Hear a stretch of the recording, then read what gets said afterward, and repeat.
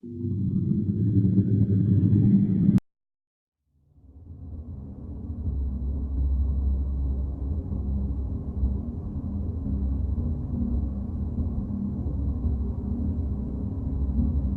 my early days after graduating college, I didn't have a lot of money, so I had to rent an apartment with someone else who I'd never met before. He'd become my roommate, and his name was Randall.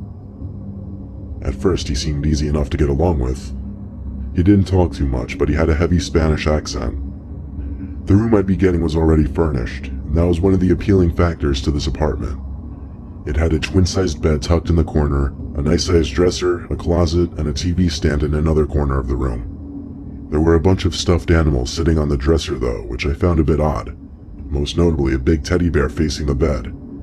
When I asked Randall about the stuffed animals, he gave a really loud laugh and said his room had the same thing. He recommended I leave them be as to show respect to the landlord.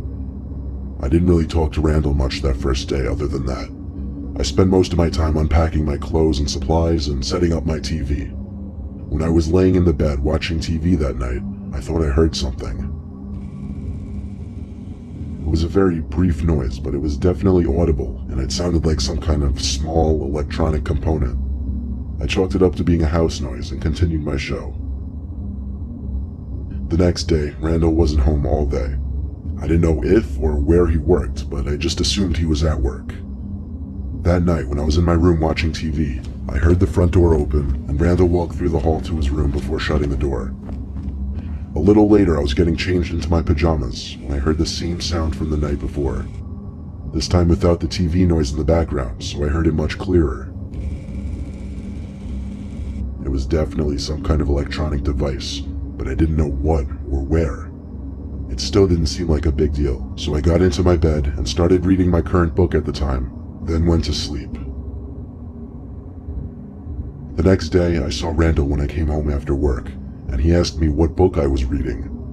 At first I didn't get the question, but then he said he was talking about the book that I was reading in my room. I looked at him in silence and confusion. I asked him how he knew I was reading a book, and he said in his heavy Spanish accent that he had to go into my room just to take something out that he left in there, and that's when he noticed the book. I asked him nicely not to go into my room anymore. Unfortunately, there wasn't a lock on the door, so I couldn't stop him when I wasn't home. That night, when I grabbed my book from under my bed, I stopped and wondered, how would he see my book if I had it under my bed? Thinking about this now creeped me out, and I was in no mood to read anymore. I looked around the room as I thought to myself. Then I noticed that big teddy bear on the dresser again. How it was angled so perfectly to face me in the bed. Then I had a thought. A scary thought. I stood up and walked over to the bear, grabbed it, and looked closely into its eyes. I felt my heart skip a beat when I realized there was a camera in one of the eye holes. I threw the thing into the corner of the room and went to Randall's door and tried opening it. His door apparently had a lock because it wouldn't open, but I knew he was in there. I pounded on the door screaming his name, but he wouldn't answer. I saw the light sneaking in through the bottom of the door go dark, as I assumed he turned off the light. I went back to my room and called the landlord. I explained everything and told him I'm leaving right now, and I had a valid reason to void the contracts. I packed the little amount of things I brought into my car and left that same night, never looking back. The landlord surprisingly never even came to me to collect the money for those few days I was there. Ever since that night, I have a phobia of stuffed bears.